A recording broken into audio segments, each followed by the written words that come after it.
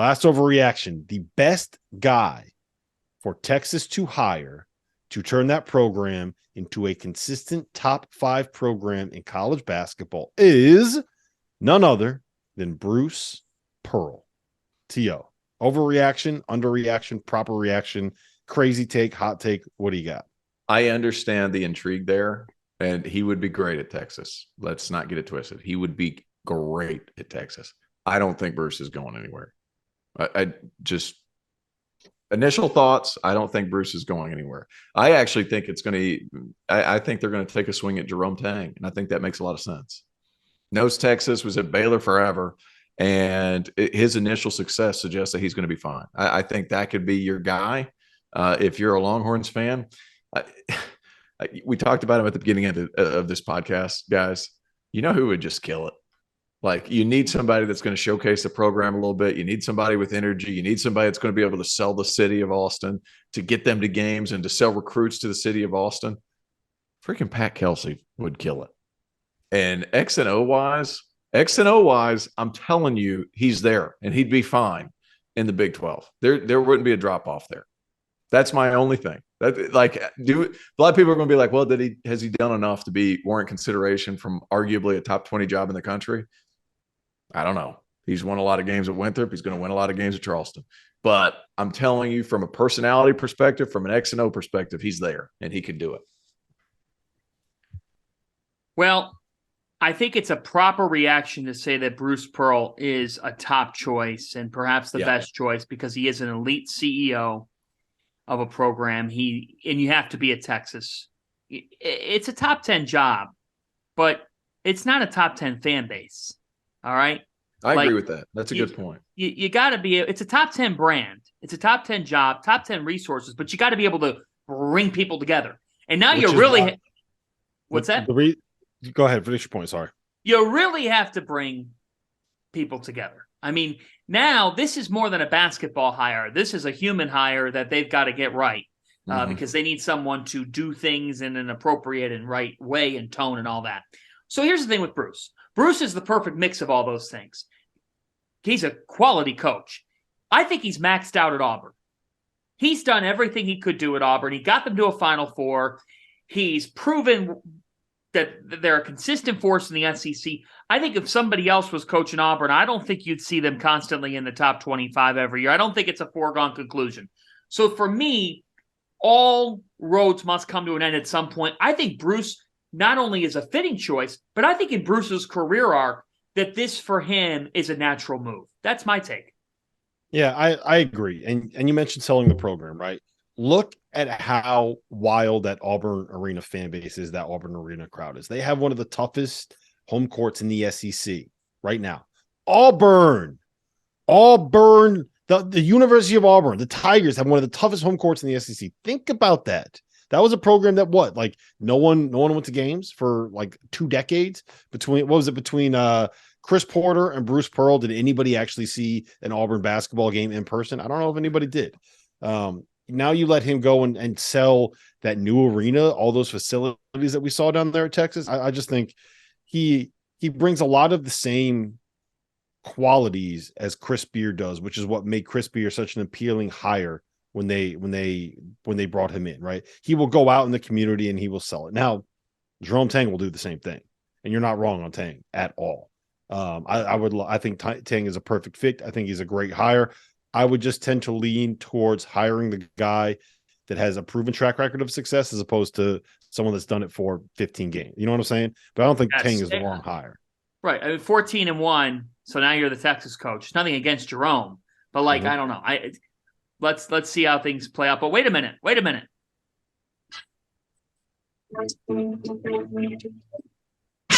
This is Field of 68 breaking news.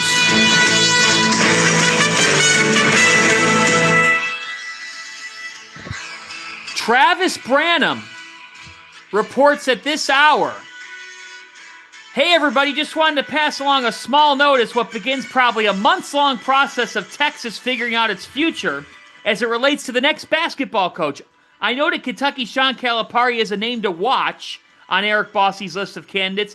A source tells me at this hour that Texas has contacted Calipari already through back channels. I figure this will be denied by both sides. I live in Lexington and can tell you the vibes are not great between Cal, the administration, fans, boosters, and him. I do suspect that if a competitive offer is made, then Cal would likely jump at it.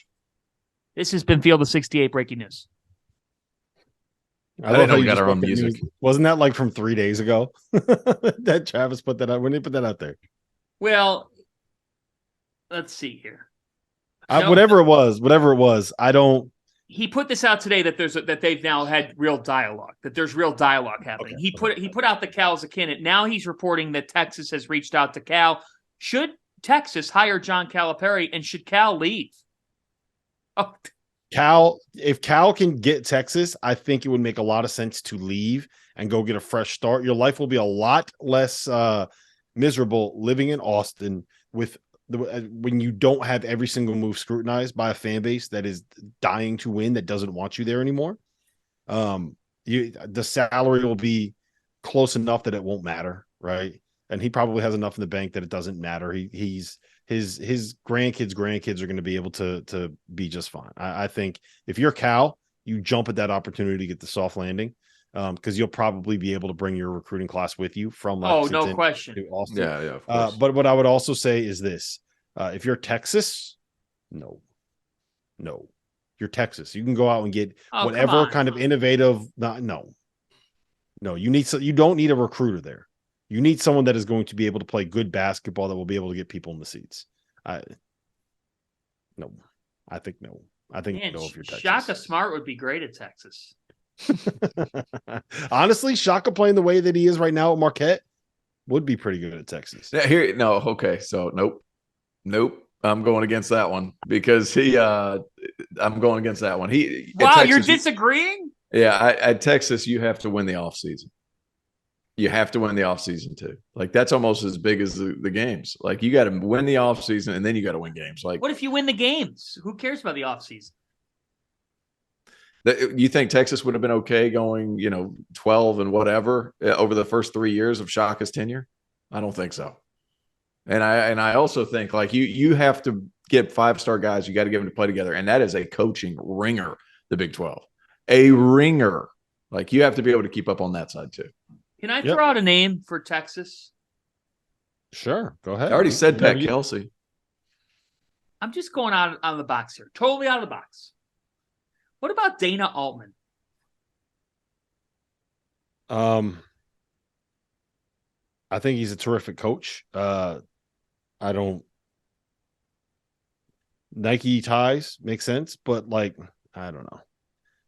Dana kind of, I don't know if he's looking to get out of Oregon. I don't know where you go from Oregon. You go to Texas. But the biggest issue to me is he's not someone that's going to get out in the community and sell the program the way that I think you need it to be sold. Okay. Right. Like, I don't think that you need a basketball coach in there. I think that you need someone that is going to be a promoter. And that's why, like, to me, Bruce Pearl is the guy. Chris Beard, the one thing that he did really, really well was get out in the community and find creative ways to get people involved in the program. Like, one of the things he told us when we were down there was, like, he was reaching out to like the big Hispanic populations and giving them free tickets to games that people weren't going to against kind of like buy game smaller opponents. So now you get that community locked in. All of a sudden you have a generation of Texas basketball fans that are going to be coming to games. And it's not about tickets. Like, the day-to-day money coming in from ticket sales for Texas is a drop in the bucket. It's about having butts in seats and people caring about it. People know when to yell and when to cheer, when to go nuts. That's why Texas Tech is so hard to win at right now. Well, not right now, because things have happened there, but that's how you get the fans in the seats. All right. Go ahead. We haven't been on since. It's the completion of one of the all-time flameouts of a coach in college basketball history. I mean, Chris Beard was in a national championship game in 2019 and had Texas as the number 2 team in the country 5 weeks ago, and he is unemployed and won't be employed in some time. So, like, it is one of the wildest ones. It's one of the wildest flameouts we have ever seen. Mm-hmm. The guy went from, and I hate top to of the world. Yeah, top of the world, number 2 in the country. Really good team. Moody Center's rocking. We saw them in pinstripes. Like, you don't talk about high of highs to the low of lows. Mm-hmm. Gosh. Brutal. Yep. You just did a Brad Underwood at the podium. Oh, yeah. Brad Underwood, another guy that I think would be very good, a good fit at Texas, a guy that would do very well there. All right. I told you that I wanted to end the show with the one thing that you're looking forward to this week. It is Monday. Tonight, there is the College Football National Championship game, but there's a lot of other stuff going on with college hoops this week. T.O., going to you first. What are you looking forward to most this week in college basketball? All right. So Clemson plays Louisville Wednesday. If they can get by Louisville, which conventional wisdom would suggest they would, the Dukies come to town. If they're able to do those 2 games and start out 7-0 in conference, watch out. My level of shit talk is going to hit an all-time high, gentlemen, and it won't stop on the DTF. No. Hey, it just will wait. not Clemson, UConn are the national title game. Buckle up, fellas. Oh my Dude, God. buckle up. Buckle up. You want bigs? We got bigs. Oh my God. That's what, hey, in all seriousness, that's what I'm looking forward to. If they could get by Louisville, which you would think they would, because Louisville's Louisville this year. That Duke game at home on Saturday is going to be a bear, and it's going to be loud in there. I love how T.O. can just, navigate his way between being a Clemson fan and a Tennessee fan whenever it seems fit. Whenever convenient. Whenever's convenient. All right, Fanta, what are you looking forward to the most? Wednesday night. Wednesday night may end up being better than Saturday, which doesn't happen often in college basketball where a weeknight ends up better than a weekend day. But guys, on Wednesday, we have 3 ranked versus ranked games. Alabama at Arkansas. Fayetteville will be vibrating. That place is going to be off the walls on Wednesday night. UConn at Marquette. I'm going out to Milwaukee for this one. Fiserv Forum is such a great venue. Awesome crowd. UConn gets tested on the road again. Tyler Kolek is having a ridiculous season. UConn's point guard play can be a bit up and down. So what happens in that one? And how does UConn guard, or how does Marquette guard UConn?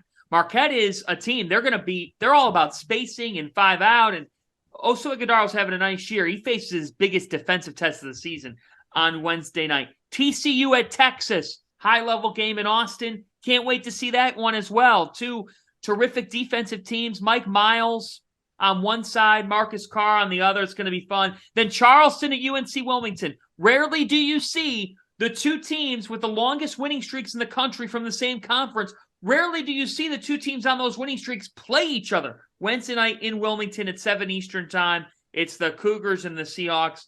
Wednesday's loaded. Pittsburgh and Duke are playing. Creighton's at Xavier. Cancel all your Wednesday night plans and watch college basketball. That's a multi-screen night. All right. Hey, Virginia Tech at Syracuse. Tune into your boy. I'll be up there. Yeah, there you go. Last thing I'll say, Marquette. Shameless plug. That's what I'm buckling up for, is the Marquette week that they have. We're going to find out a lot about the Golden Eagles this week. But listen, this has been the DTF podcast. This has been fun. It's been your overreactions Monday. I think that we properly overreacted to just about everything that happened in college basketball this week. So for John Fanta, for Terrence Oglesby, my name is Rob Dawson. We will see you guys again next Monday.